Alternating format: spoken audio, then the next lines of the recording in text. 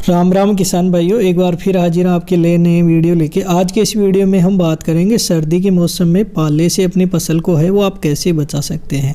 आज के इस वीडियो में हम आपको उपाय बताएंगे कि पाले का प्रकोप है उससे आप अपनी फसल को है वो कैसे बचा सकते हैं।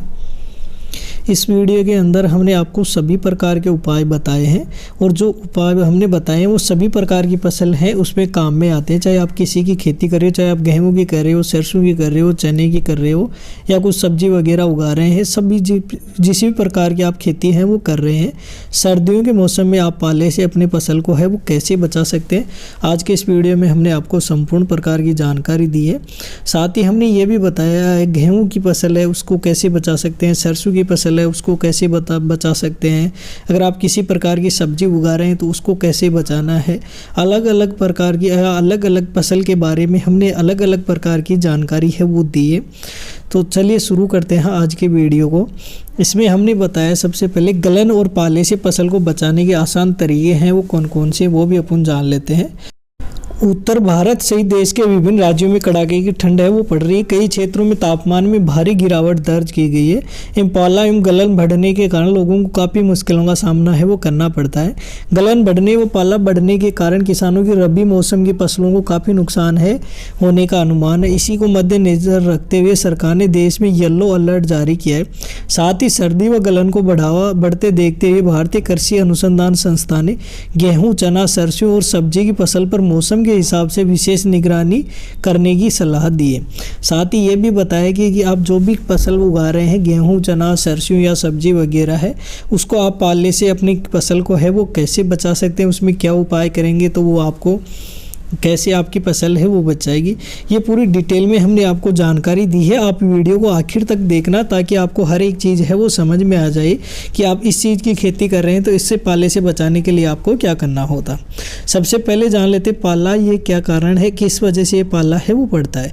जब वायुमंडल का तापमान 0 डिग्री सेल्सियस या फिर उससे नीचे चला जाता है तो हवा का प्रवाह है वो बंद हो जाता है, जिसके वजह से पौधों की कोशिकाओं के अंदर और ऊपर मौजूद है पानी जम जाता है और ठोस बर्फ की पतली परत बन जाती है और इसे ही पाला पड़ना कहते हैं। पाला पड़ने से पौधों की कोशिकाएं दीवारें क्षतिग्रसित हो जाती है और इससे सेटोमेटा नष्ट हो जाता है। पाला पड़ने की वजह से कार्बन डाइऑक्साइड, ऑक्सीजन और वाष्प की विनिमय प्रक्रिया में बाधित होती है, जिसकी वजह से पौधा है वो खराब हो जाता है।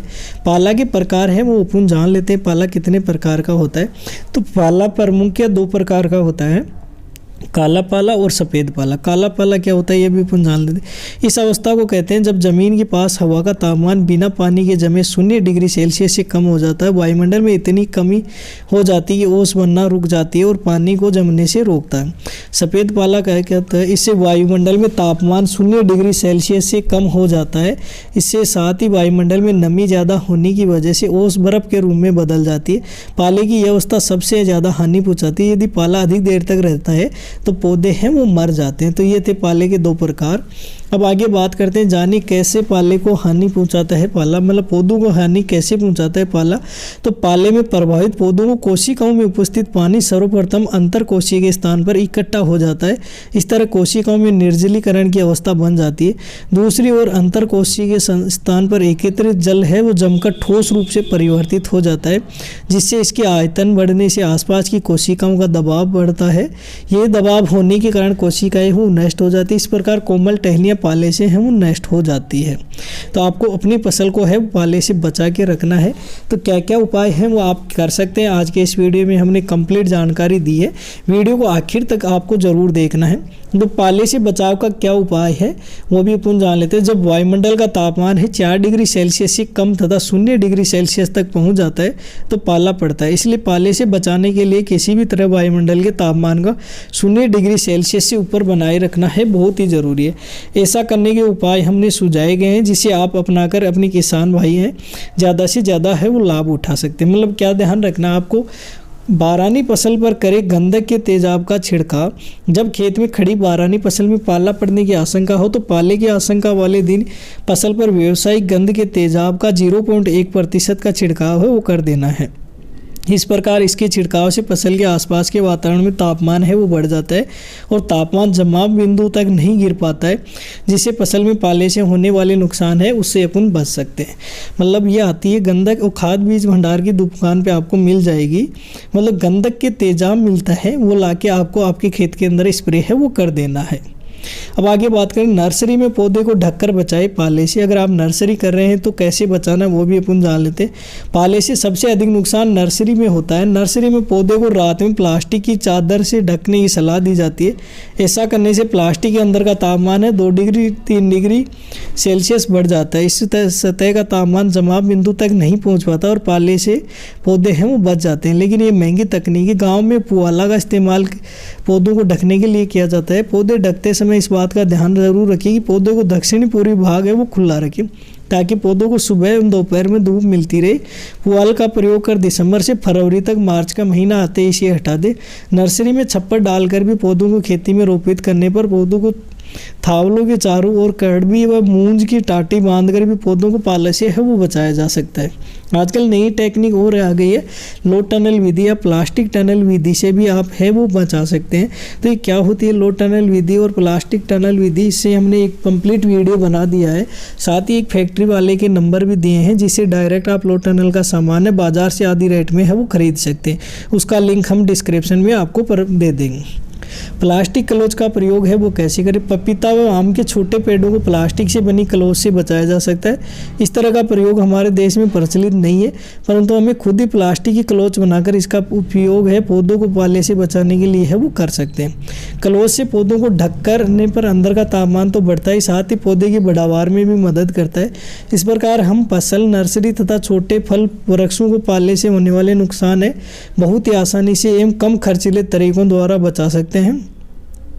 विदेश में महंगे पौधों को बचाने के लिए हीटर का प्रयोग भी किया जाता है, लेकिन अभी हमारे देश में यह संभव नहीं।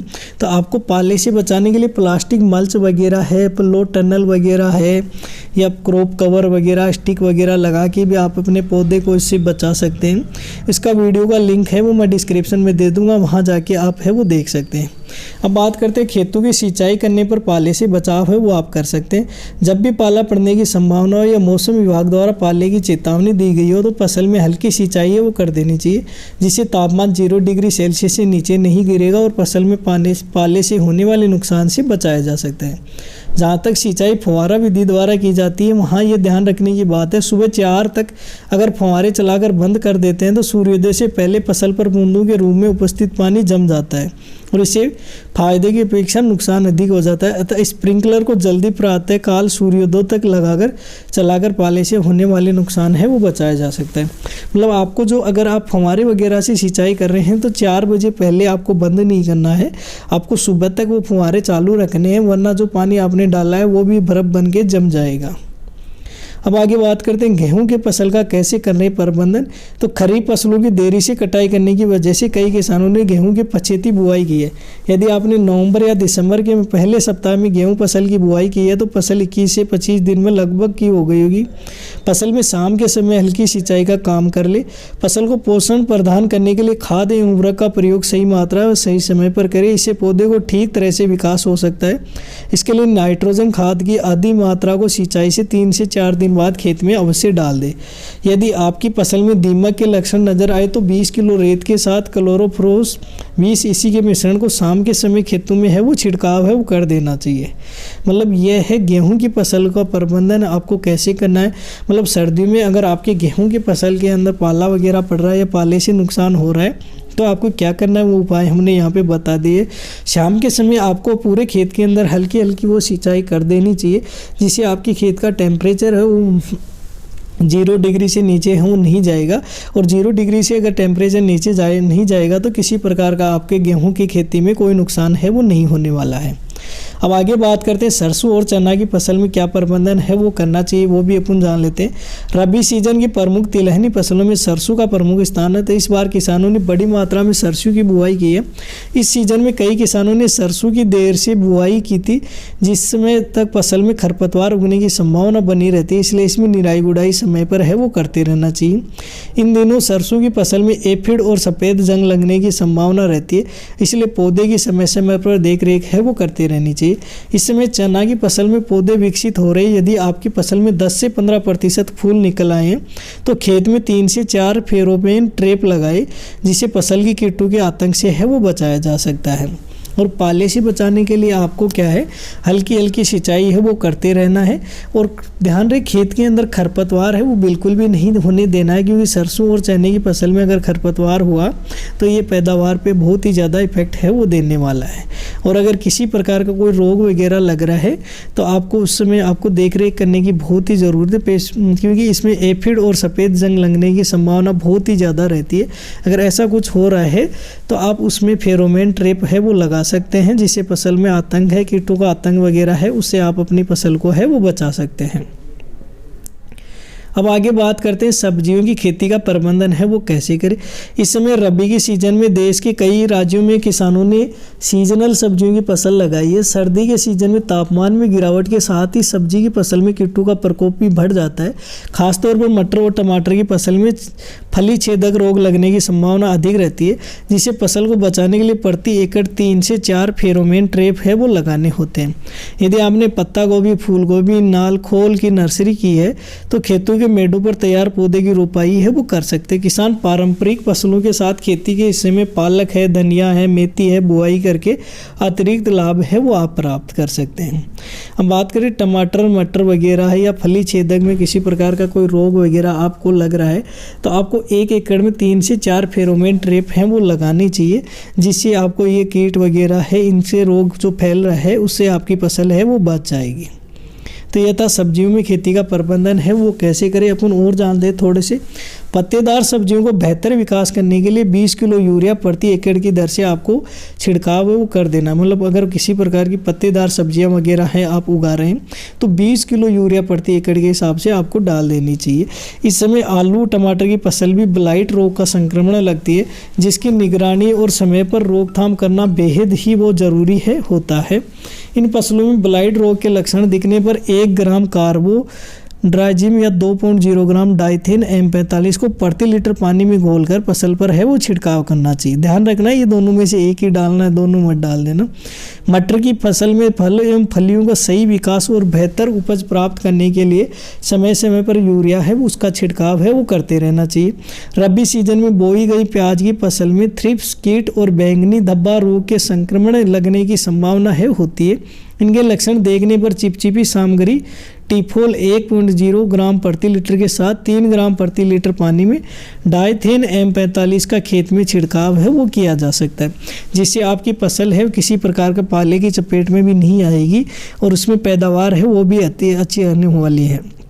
जितनी ज़्यादा आपकी पैदावार बढ़ेगी उतनी ही ज़्यादा आपका मुनाफा है वो बढ़ना है।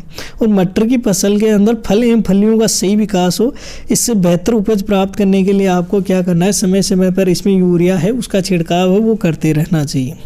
और रबी के सीजन में बोई गई प्याज की फसल में अगर किसी प्रकार का जैसे थ्रिप्स कीट है, बैंगनी धब्बा है आदि रोग अगर लगने की संभावना है या कुछ संक्रमण आपको दिख रहा है तो इसके लक्षण दिखने पर चिपचिपी सामग्री आप टिपोला 1 ग्राम प्रति लीटर के साथ 3 ग्राम प्रति लीटर पानी में डाइथेन M45 का खेत में छिड़काव कर देंगे तो इससे किसी प्रकार का कीट वगैरह है वो नहीं लगेगा, किसी प्रकार का कोई आपकी फसल पे नुकसान है वो नहीं होने वाला है।